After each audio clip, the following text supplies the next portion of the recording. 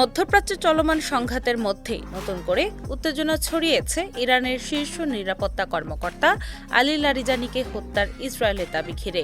দেশটির প্রতিরক্ষামন্ত্রী Israel Katz জানিয়েছেন, সোমবার রাতে পরিচালিত এক বিমান হামলায় লারিজানি নিহত হয়েছেন।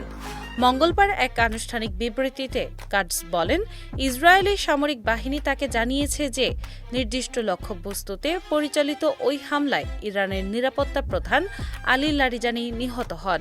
একই সঙ্গে তিনি দাবি করেন, ওই হামলায় ইরানের আধা সামরিক বাহিনী বাসিজের কমান্ডার গোলাম রেজা সুলাইমানিও প্রাণ হারিয়েছেন।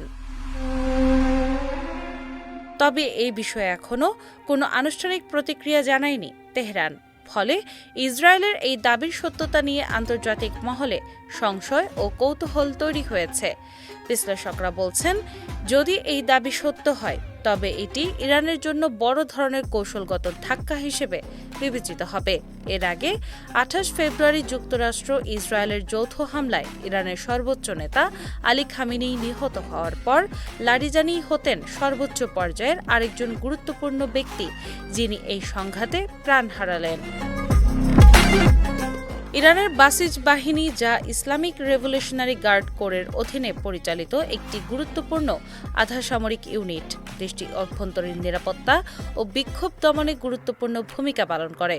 সেই বাহিনীর শীর্ষ কমান্ডারের নিহত হওয়ার দাবিও পরিস্থিতিকে আরও জটিল করে তুলতে পারে বলে মনে করছেন সামরিক বিশ্লেষকরা।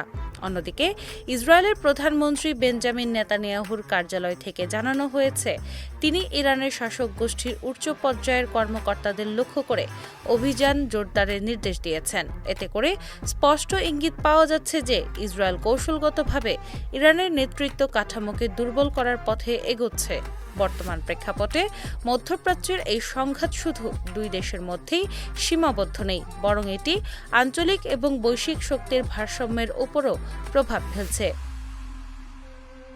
বিশ্লেষকদের মতে, ইরানের শীর্ষ পর্যায়ের ব্যক্তিদের টার্গেট করে ধারাবাহিক হামলা চলতে থাকলে এর পাল্টা প্রতিক্রিয়া হিসেবে সংঘাত আরও তীব্র ও দীর্ঘস্থায়ী হতে পারে।